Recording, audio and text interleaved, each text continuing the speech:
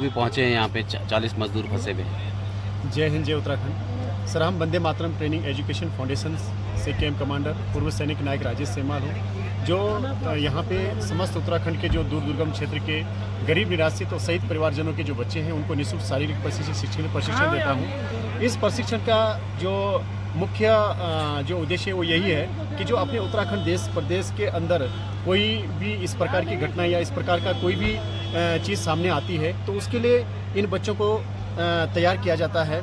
और ये बच्चे सेना आर्मी के लिए तो तैयार हो रहे हैं, लेकिन अगर देश के अंदर या प्रदेश के अंदर कोई भी ऐसी मुसीबत आती है, इससे पूर्व भी जहाँ भी ऐसी घटना हुई, आपदा हुई, वहाँ भी वंदे मातरम ट्रेनिंग फाउंडेशन के इन बच्चों ने अपनी अहम भूमिका दी। और आज हम यहाँ पे जो अंदर फंसे हुए हैं मजदूर हैं उनको रेस्क्यू के लिए, और यहाँ पूरी तरह से जो बच्चे हैं हमें अंदर तक जाने की अनुमति मिलेगी, हम अंदर जाएंगे और इन लोगों को बचाने के लिए जो ट्रेनिंग पाए हुए जवान हैं, बच्चे हैं, और साथ में जो आपके सामने कैंप कमांडर राजेश सेमाल, एक सेना से 17 साल सेना देश की सेवा नौकरी करके जो अपने इन बच्चों को प्रशिक्षण कर रहे हैं। इस बीच में यदि हमारे किसी प्रकार की भी कोई भी हमें नुकसान होता है, इस ऑपरेशन में हमारी जान भी जाती है तो कोई मुश्किल नहीं है, क्योंकि यही मानवता का पहला कर्तव्य होता है और यही सबको निभाना चाहिए। जय हिंद। आप सबको जानकारी है कि सेना के विशेष वाहनों के माध्यम से जो ड्रिलिंग के लिए एक इक्विपमेंट मंगाया गया था वो साइट पे इंस्टॉल हो चुका है, और काफ़ी उसमें प्रयास करा गया कि उसको जल्दी से जल्दी यहाँ लाया जाए, इंस्टॉलेशन का काम पूरा किया जाए, वो सारा हो गया। आज जो एक्चुअल वर्क है वो प्रारंभ हो चुका है और अब कार्य गतिमान है इस समय। कोई भी चीज़ आप शुरुआत करते हैं तो थोड़ी अड़चनें आती हैं, तो अभी इनिशियली हमें टाइम लग रहा है, लेकिन जैसे जैसे लगता है कि अभी फ़िलहाल 1.5 पाइप हमारा हो चुका है अंदर, तो जैसे जैसे टाइम होगा हम आपको बताएंगे और आपको अपडेट भी देते रहेंगे। तो फिलहाल 1.5 पाइप अंदर है, जो एक पाइप जो है करीब 6 मीटर का है। तो ये आप समझ सकते हैं कि ये स्थिति अभी वहाँ पे चल रही है, और जैसे ही 3-4 पाइप लगेंगे तो मेरे ख्याल से स्पीड और बढ़ जाएगा, क्योंकि जब शुरू में जब ये किया जाता है तो पाइप जो है अपना अलाइनमेंट लेता है, तब वो अलाइनमेंट ले रहा है, उससे कई बार ऊपर नीचे भी हो सकता है। तो वो सारी चीज़ों को ध्यान में रखते हुए, और जब हम वेल्डिंग करते हैं तो सबसे महत्वपूर्ण चीज़ होती है कि welding should be intact.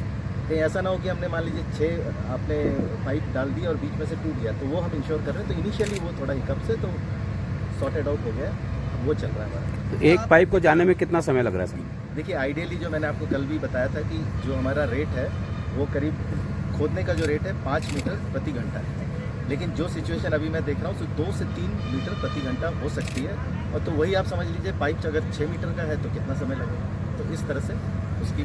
Sir, क्या एक्सपर्ट्स भी अंदर काम कर रहे हैं HIDCL के अलावा? क्या फॉरेन नेशनल या ऑस्ट्रेलियन या US नेशनल्स भी हैं जिनसे आप मदद मांगी गई थी? और थाईलैंड और नॉर्वे ने किस हिसाब से आपको सजेस्ट किया है, क्या कहा है, ताकि जैसे थाईलैंड की है या जो आप नॉर्वे की करें, उससे हमारी जो टोपोग्राफी एकदम भिन्न है। तो जो चैलेंजेस हम फेस कर रहे हैं, ठीक है, हमने उनसे सलाह ली है, जैसा आपने पूछा तो सलाह ले रहे हैं, लेकिन वो यहाँ पर लागू होती कि नहीं है वो उस पर अभी हम कुछ नहीं बोल सकते, लेकिन उस पर हमारा एनालिसिस चालू है। जो ये मशीन काम कर रही है, आप मानते हैं कि सफल रहेंगे हम?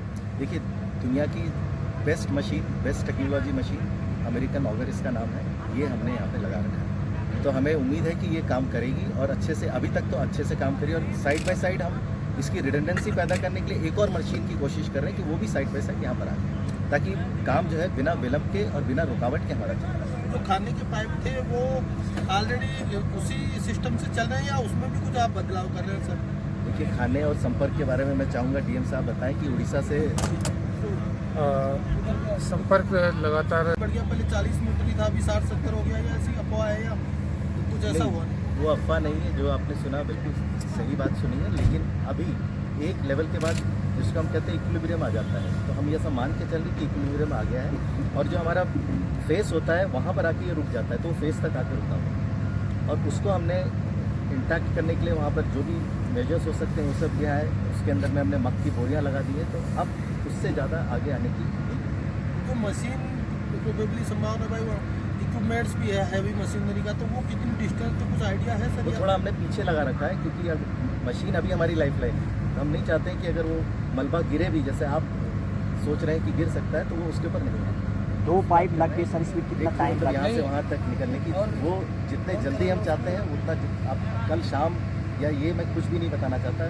अगेन जैसे मैंने बताया कि क्या बीच में कठिनाइयाँ आ सकती हैं उसको देखते हुए फिर हम उसमें ये जो एडवांस मशीन है, क्या ये मशीन बड़े बड़े पत्थर रोड जो आते हैं क्योंकि तो पहाड़ है उसको भी ये तोड़ने वोड़ने का काम रखती है मशीन? हाँ, ये उसी के लिए बनाई गई है। बल्कि यहाँ पर उसका कार्य थोड़ा सा इजी इसलिए हो जाता है कि यहाँ जो फेलाइट है, जो पत्थर जो गिर रहे हैं वो बहुत ही नरम टाइप का है, तो यहाँ वो बड़ी आसानी से वो कर रही है। ये भी तो नॉलेज में रहा है, बताया जा रहा पहले से कि ये बहुत टेंडर जगह पर है, तो पहले ऐसा मशीन का इंतजाम नहीं किया गया? पहले से ये पता था, बताया जा रहा सोर्स से कि ये जगह बहुत टेंडर है, नहीं हमने तो ये इसी तरह की मशीन पहले ही लगा रखी थी, लेकिन जैसे मैंने कल भी आपको बताया कि उसकी गति थोड़ी धीरे थी और ये स्टेट ऑफ आर्ट मशीन है, मैकेनाइज्ड है, तो इसमें हमें और इसका जो हॉर्स पावर है 1750 हॉर्स पावर है, तो ये बड़े अच्छे तरीके से काम करता है। मजदूरों से जो बात हुई है उनकी मानसिकता को लेकर कुछ बोल सकते हैं, क्या कह रहे हैं वो लोग बात?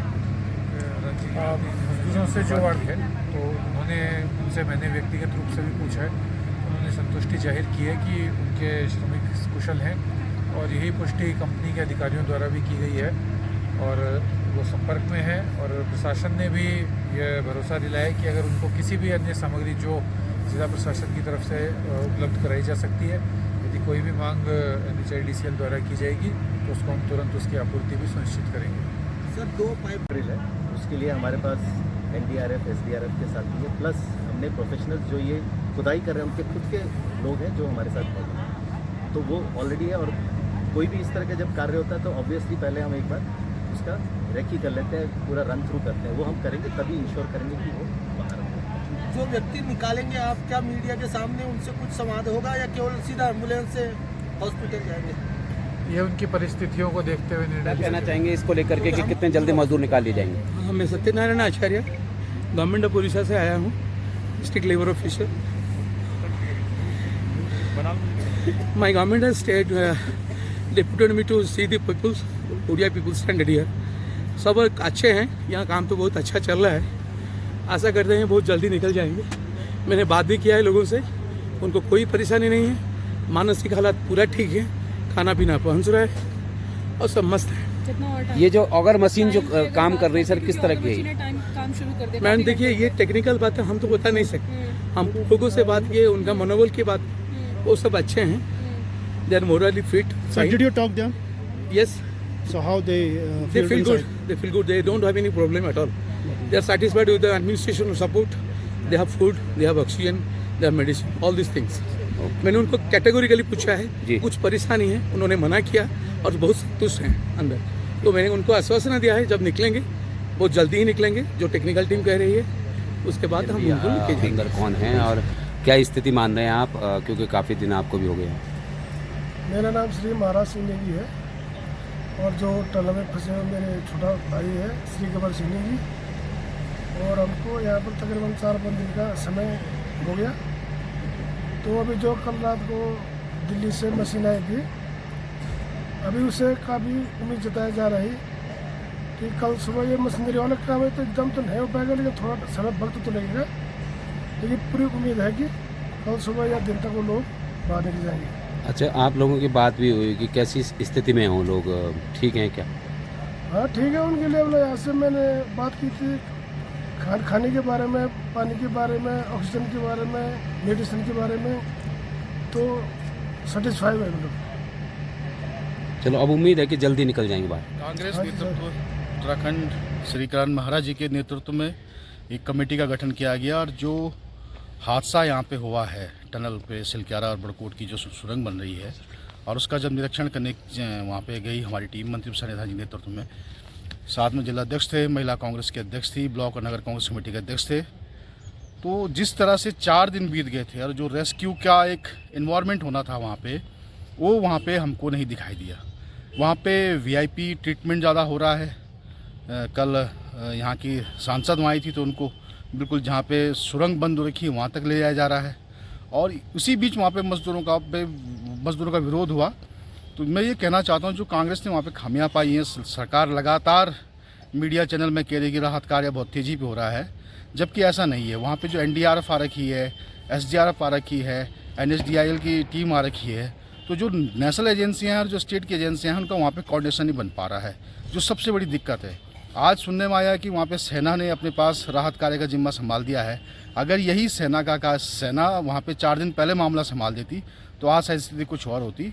हमें तो शुरू में लगा कि ठीक है, सुरंग बनाने वाली इतनी बड़ी कंपनी वहाँ के चप्पे चप्पे से वाकिफ है, वो वहाँ के हर एक चीज़ को जानती होगी, हर एक मोमेंट को जानती होगी, ज़्यादा बेहतर कार्य कर सकती है। लेकिन 4 दिन से वहाँ पे एक मजमा जैसा लगा रखा है प्रशासन ने, सिर्फ VIP ट्रीटमेंट हो रहा है, मीडिया में बनाया जा रहा है, जबकि जो 4 दिन से जो मजदूर उस सुरंग के गहरे अंधेरे में फंसे हुए हैं उन पे उनके परिजनों पे क्या बीती होगी, इस चीज़ को लेके ना तो वहाँ पे स्टेट और नेशनल की एजेंसियाँ संवेदनशील दिखाई दी और ना ही हमारी सरकार संवेदनशील दिखाई दी। हाँ, VIP मूवमेंट ज़्यादा रहा, तो ऐसा नहीं है। केदारनाथ आपदा के टाइम पे भाजपा ने बहुत आरोप लगाए विकास कार्यों के ऊपर, जगह जगह जाकर के राजनीति करी, लेकिन यहाँ धरातल पे कुछ न करके सिर्फ अच्छा दिखाने की राजनीति जो हो रही है उसका कांग्रेस